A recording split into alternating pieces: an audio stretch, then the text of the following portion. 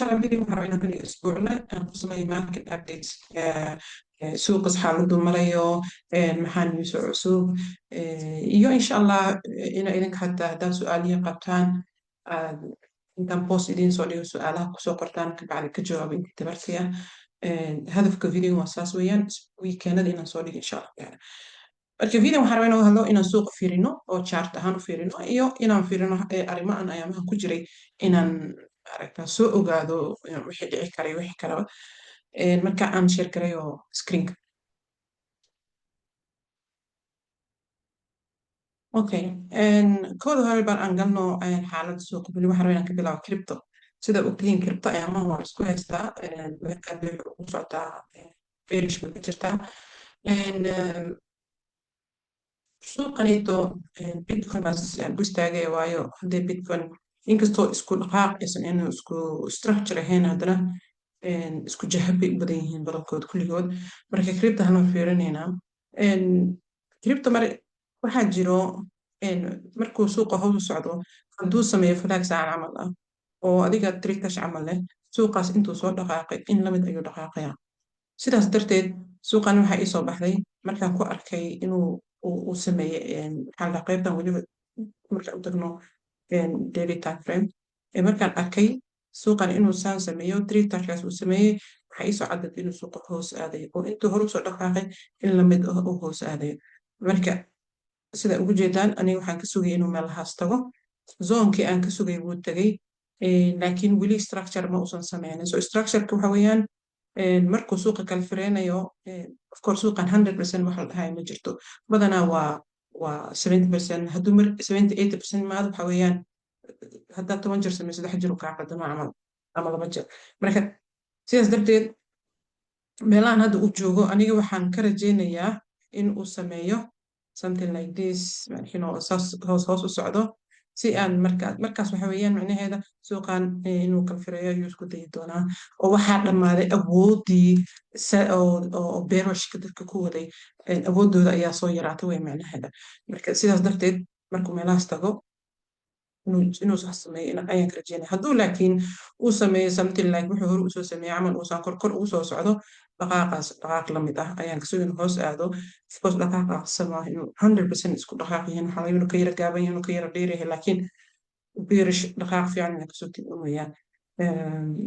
marka sidaas darteed suuqan aniga oo yiraahdo bitcoin waxaan ka sugaya inuu ahaado bearish okay haddaan furo keen kriptada solana waa isku sidii soo ujeeda iyada naftigeed meelahaas ayaan ka sugayaa dhaqaaq lamida way samaysay iyadana waxaan ka sugaya inay meelahaas ku noqnoqoto oo hoos u socoto maraba inaa kor soo aado waxaan rabaa inaa hoos u socoto waa kulligood isku jaho ethereum meeshaan ka sugaya weli maba taginba suuqyadan waxaa laga yaabaa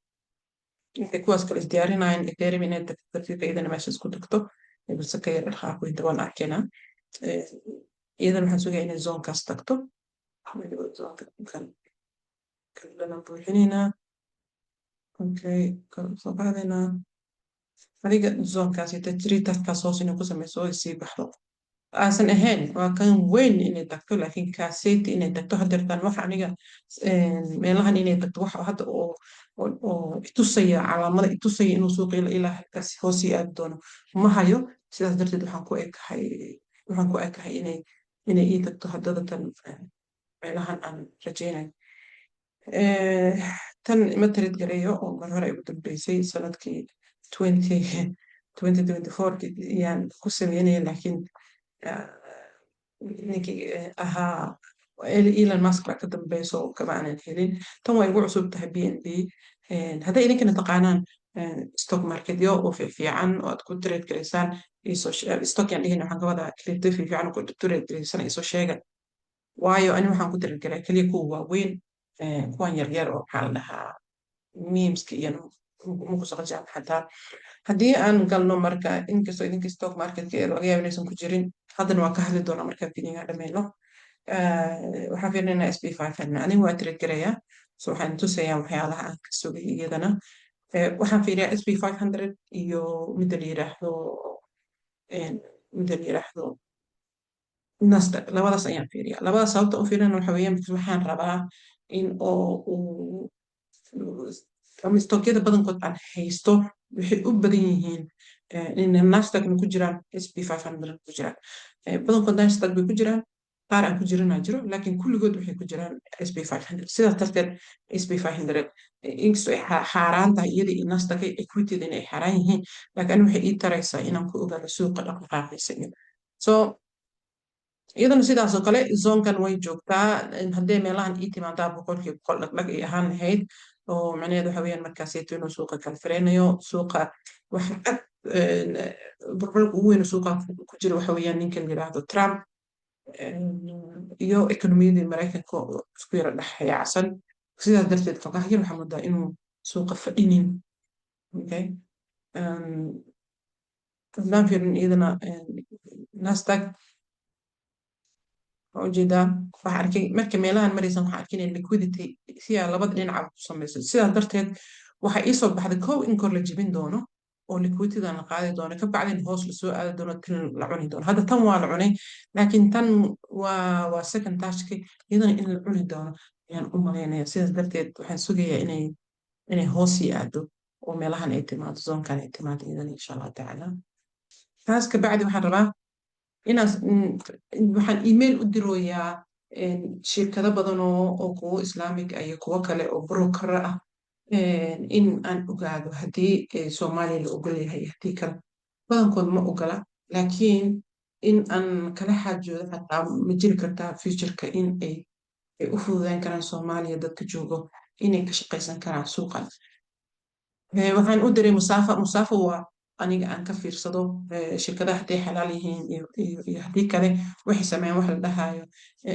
iyaga shaqada oo ah because stock market saddexdii bilood waxaa soo baxo balance sheet oo saddexdii bilood lasoo dhaafaya sidaas darteed 3 bilood kasta waxaa u baahan tahay inaad ku noqotid oo fiirisid stock kasta oo aa haysatid inaad fiirisid haddii lacagta xaraan kusoo galaysa ay badatay haddii deyn badan ay qaateen waxaas inay iska fiirisid marka iyaga ayaa sameeyey system baa jira lagu shaqeeyo oo la dhaho AA oo IFI waa kuwo sameeyo maxaa la dhahaa shuruudaha fadwada soo saaray oo marka tan waxay raacsan tahay noocaas marka shirkadaha iyagaa kuu sameynaya iyagaa kuu fiirinayo adiga abka $5 camal aad siinaysaa screenkii kuu sameynaya so sina camal sooma jeeda hadda kan camal waxay kugu soo qorayaan waa xalaal weliba waxay kugu siinayaan lambar ah intay xalaal tahay marka hadday tahay A B iyo C ba way fiican tahay naneed waxa weeyaan dhawaanaha uma soo socoto inay noqoto xaaraan marka waxay bilaabeen hadda in stock marketka lagu invest gareyn kara gudihiisa in lagu invest gareyn kara ayay bilaabeen haddii taas bilaabeen aniga faa'iido weyn baa inoogu jirtaa waayo waa shirkadaha xalaasha keliya baad sanadaan qaldaneen invest gareyn karaan teeda kale waxay leeyihin waxa la yiraahdo watch list wuxuu ku fiican yahay haddii shirkad watch listka kugu jirto ay xaaraan noqoto email kuu soo diraan waxay ku leeyihin shirkadaneeto waxaa ku batay deyn badan ay qaadataa ama xaaraan lacag kusoo badataa badatay percentage waxaa la ogolyahay 5% aan ka badnayn sidaas darteed waxay ku leeyihiin okay shirkadaneed waxay noqotay xaaraan fogow laakiin haddana waxay bilaabeen in aad direct uga invest garaysan kartid which is a good idea so ka waran dadka Soomaaliya joogo hataa qof diaspora ah oo joogo wadamada Yurub ama Mareykanka ama Australia hataa joogto Afrikada kale dhibaato ugu muuqato waa helaysaa broker weliba hadda Kenya iyo joogto broker waa helaysaa oo broker waxaa jira la dhahayo interactive broker oo kiis internationalka ah international interactive broker oo ku fududay inaad samaysid hataa waxaa laga yaabaa kuwan islaamika inay iyagana ku fududeynayaan haddaad joogto wadamada qaarkood wadamada lagu dhegan yahay wax u badan waddanka Soomaaliya si daro kan waxay rabaan dal lacag ka xadid inay ka daba imaan karaan hadafka intaas u socdaan ma ogola inay Soomaaliya ka sameeyaan laakiin shirkadaha muslimiinta raba inaan inta communication kas la yeesho waa kan hadda wax ka keenaya hadii kale way adkaanaysaa while the system is the same laakiin data qof soomaaliya deganin oo soomaali ah oo meelo kala degan opportunity inaa heshid broker aad bay u fiican tahay runtii waana soo ogaanaya insha allah east africa maxaa waay brokerada loo ogol yahay hadduu ilaah ku ron yahay iyo dee yurub maraykanka brokerada laga isticmaali kara dhan insha allah marka kuwan waa u diray waxaan kaloo u diray kuwan la yiraahdo waaxid iyagana way bilaabeen in aad invest garin kartid shirkadaha oo soo jeedada kula shareeye compliance investing is the practice investing iyo naftigooda anima qabo ma isticmaalo waayo waxaan samaystaa individual stocks ayaan si gooni ah u doortaa marka laakiin iyagana waxa weeyaan xataa haddii aysan ku ogolay inaad invest garaysid waxay ku ogol yihiin inaad iyaga ETF iyaga waxay leeyihiin ETF xalaal ah bay leeyihiin marka ETF waxa weeyaan iyaga waxay kusoo arurinayaan stokyo badan oo isku hubaa inay xalaal yihiin oo ay 3 biloodba fiirshaan ayay isku keenayaan hal meel adiga halkaas meel isu keeneen ayaad gadanaysaa ETF taasoo macnaheeda waxa weeyaan baaquli oo intaas stock ku jirto adiga baaquliga aad sheerka gadanaysaa stockyadii directly uma leehid laakiin indirectly waa u leedahay waayo stockaas waxa ku jira dhan haddaad 0.00001% aad ku gado 0.0001% kaas waad ku leedahay